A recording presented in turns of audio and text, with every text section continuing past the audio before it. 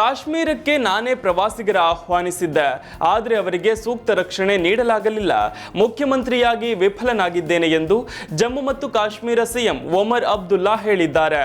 ಪಹಲ್ಗಾಮ್ನಲ್ಲಿ ನಡೆದ ಭಯೋತ್ಪಾದನಾ ದಾಳಿಯನ್ನು ಖಂಡಿಸುವ ನಿರ್ಣಯವನ್ನ ಜಮ್ಮು ಮತ್ತು ಕಾಶ್ಮೀರ ವಿಧಾನಸಭೆಯಲ್ಲಿ ಸರ್ವಾನುಮತದಿಂದ ಅಂಗೀಕರಿಸಲಾಯಿತು.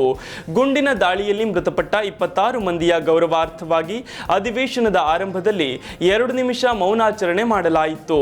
ನಿರ್ಣಯದ ಮೇಲಿನ ಚರ್ಚೆಯಲ್ಲಿ ಮಾತನಾಡಿದ ಸಿಎಂ ಒಮರ್ ಅಬ್ದುಲ್ಲಾ, ತಮ್ಮ ಪ್ರೀತಿ ಪಾತ್ರರನ್ನು ಕಳೆದುಕೊಂಡ ಕುಟುಂಬದವರಲ್ಲಿ ಕ್ಷಮೆ ಕೇಳಲು ನನ್ನಲ್ಲಿ ಪದಗಳೇ ಇಲ್ಲ. ನಾನೇ ಪ್ರವಾಸಿಗರ ಆಹ್ವಾನಿಸಿದ್ದು, ಆದರೆ ಅವರಿಗೆ ಸೂಕ್ತ ರಕ್ಷಣೆ ನೀಡಲಾಗಲಿಲ್ಲ. ಜಮ್ಮು ಮತ್ತು ಕಾಶ್ಮೀರದಲ್ಲಿ ಭದ್ರತೆಯ ಹೊಣೆ ಚುನಾಯಿತ ಸರ್ಕಾರದಲ್ಲ. ಹಾಗಿದ್ದು ಮುಖ್ಯಮಂತ್ರಿಯಾಗಿ ವಿಫಲನಾಗಿದ್ದೇನೆ ಎಂದು ಒಮರ್ ಅಬ್ದುಲ್ಲಾ ಹೇಳಿದ್ದಾರೆ. ಮುಖ್ಯಮಂತ್ರಿಯಾಗಿ ಪ್ರವಾಸೋದ್ಯಮ ಸಚಿವನಾಗಿ ನಾನೇ ಪ್ರವಾಸಿಗರನ್ನ ಇಲ್ಲಿಗೆ ಸ್ವಾಗತಿಸಿದ್ದೆ. ಆತಿಥೇಯನಾಗಿ ಅವರ ಸುರಕ್ಷಿತ ಮರಳುವಿಕೆಯನ್ನ ಖಚಿತಪಡಿಸಿಕೊಳ್ಳುವುದು ನನ್ನ ಜವಾಬ್ದಾರಿಯಾಗಿತ್ತು. ಆದರೆ ಅದು ನನಗೆ ಸಾಧ್ಯವಾಗಲಿಲ್ಲ.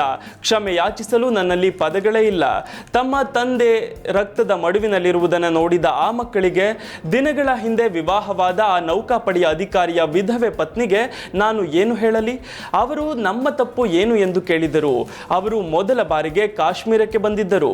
ರಜೆಗಾಗಿ ಇಲ್ಲಿಗೆ ಬಂದವರು ಇದೀಗ ಜೀವಮಾನದಲ್ಲೇ ಮರೆಯದ ಕರಾಳ ನೆನಪುಗಳೊಂದಿಗೆ ಹಿಂತಿರುಗಿದ್ದಾರೆ ಎಂದು ಒಮರ್ ಅಬ್ದುಲ್ಲಾ ಹೇಳಿದ್ರು. ಇದೇ ವೇಳೆ ಉಗ್ರ ದಾಳಿಯಂಥ ಅಮಾನವೀಯ ಕೃತ್ಯದ ಹೊರತಾಗಿಯೂ ಕಾಶ್ಮೀರದಲ್ಲಿ ಭರವಸೆಯೊಂದು ಮೂಡಿದೆ ಎಂದು ಹೇಳಿದಂಥ ಒಮರ್ ಅಬ್ದುಲ್ಲಾ, ಹಲವು ವರ್ಷಗಳ ನಂತರ ಇದೇ ಮೊದಲ ಬಾರಿಗೆ ಜಮ್ಮು ಮತ್ತು ಕಾಶ್ಮೀರದಲ್ಲಿ ಒಗ್ಗಟ್ಟಿನ ಪ್ರತಿಭಟನೆಗಳು ನಡೆದಿವೆ. ಯಾವುದೇ ರಾಜಕೀಯ ಪಕ್ಷ ಅಥವಾ ನಾಯಕರು ಅವನ್ನೆಲ್ಲ ಆಯೋಜಿಸಿರಲಿಲ್ಲ. ಆಕ್ರೋಶ ಮತ್ತು ದುಃಖ ಜನರ ಹೃದಯದಿಂದ ನೇರವಾಗಿ ವ್ಯಕ್ತವಾಗಿದೆ. ಎಲ್ಲ ಮಸೀದಿಗಳಲ್ಲಿ ಮೌನಾಚರಣೆ ನಡೆಸಲಾಗಿದೆ. ಈ ಬದಲಾವಣೆಯನ್ನ ಬೆಂಬಲಿಸಬೇಕು ಹಾಗೂ ಬಲಪಡಿಸಬೇಕು. ಜನರಲ್ಲಿ ತಾನಾಗಿಯೇ ಮೂಡಿರುವ ಒಗ್ಗಟ್ಟಿನ ಮನೋಭಾವ, ಸಹಾನುಭೂತಿ ಗುಣವನ್ನ ಪ್ರೋತ್ಸಾಹಿಸಬೇಕಿದೆ ಎಂದರು.